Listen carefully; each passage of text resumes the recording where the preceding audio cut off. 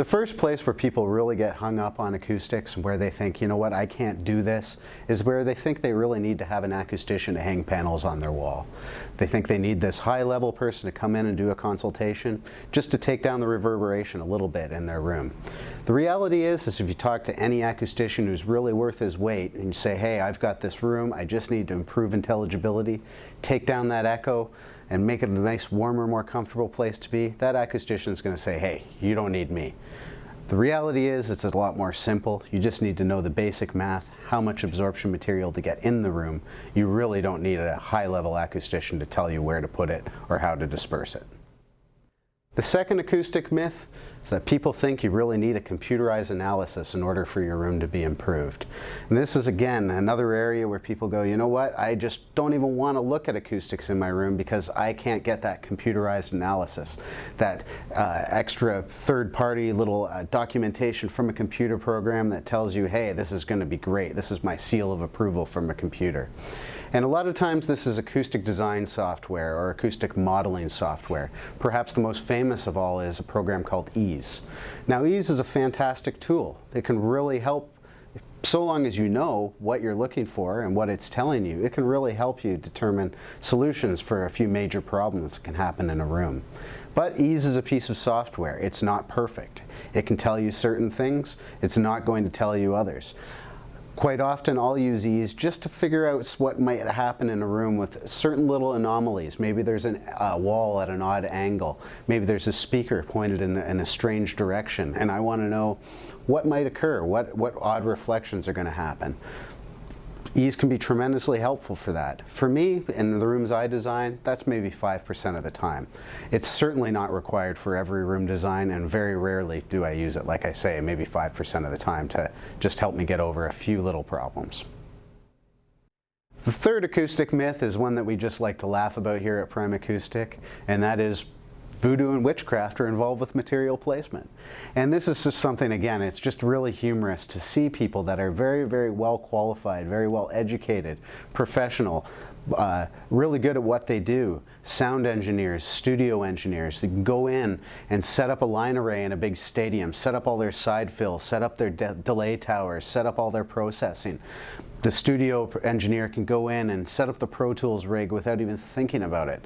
This is all really, really difficult stuff that takes them no time at all. Then when it comes to acoustics, they go, whoa, I can't do acoustics. That's scary stuff. That's really, really difficult. The reality is you already know how to do the difficult stuff. Setting up a line array or setting up a recording software in your studio is much more difficult than just getting some fluffy stuff up on the walls.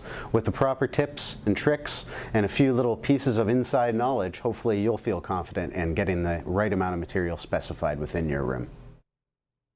The fourth acoustic myth is that people think electronic processing will solve everything. And this is a problem that's come about in recent years with room correction, speaker correction, feedback elimination. Generally a piece of software or a piece of rack-mounted gear that actually equalizes your loudspeakers to eliminate acoustic anomalies. Now the way it works, basically you pop up a microphone in your listening position. This microphone listens to what's coming out of the loudspeakers, compares that to what should actually be coming out of the loudspeakers, and applies a giant equalization curve on the loudspeakers to make up for these room anomalies. Now, certain frequencies are going to be bouncing around your room and combining that actually amplify and seem louder than they really are. Other frequencies are going to be combining to cancel one another out, to seem quiet. Now, your little microphone is going to look at this measurement and it's going to say, wow, look at all these things. Some frequencies are really loud, other frequencies are really quiet. We want to try to balance these frequencies out so it's nice and linear, nice and smooth. Now, say 80 hertz could be a frequency that's causing major problems in your room. This microphone may pick up 80 hertz as 10 decibels louder than all the surrounding frequencies. Much too hot. So what does it do? It says, wow, 80 hertz is really loud. We need to equalize that out.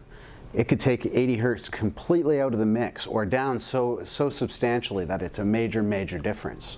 Now there's a few problems with that. 80 hertz gone out of your loudspeakers. Your room no longer has a problem at 80 hertz. That's a good thing. However, 80 hertz, pretty important frequency when it comes to music. We don't want that completely out of the mix. Furthermore, if you're in a recording studio, you may be mixing away happily. Imagine you can't hear 80 hertz now. Now you're going to be turning up that kick drum louder. Now you're going to be turning up that bass guitar even a little bit louder.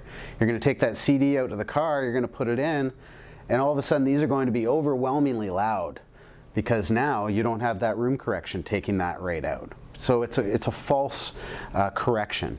Now you go in, you apply a little bit of acoustic treatment into your room, and then apply room correction or electronic processing of some kind. Now the equalization curve is going to be much more subtle. It's not going to be these 10 decibel cuts and boosts. It's now going to be 1 or 2 decibel of a cut or boost. It's going to be much more subtle, therefore much more natural, and work much better in the real world. The fifth and final acoustic myth is that rooms need to be acoustically perfect. Now there's a few problems with this statement. First of all, so long as we have 4 walls, a floor, and a ceiling, so long as we have these boundaries inside of a room, you're never going to have a room that's acoustically perfect. There will always be issues when you have parallel surfaces. Sound will always be bouncing around in ways that you can't completely control. So applying acoustic treatment is just about solving those problems the best you can. The second problem with the statement, rooms must be acoustically perfect, is really that acoustics is subjective. My idea of acoustically perfect is probably different than your idea of acoustically perfect. Some people like a room to be very dead.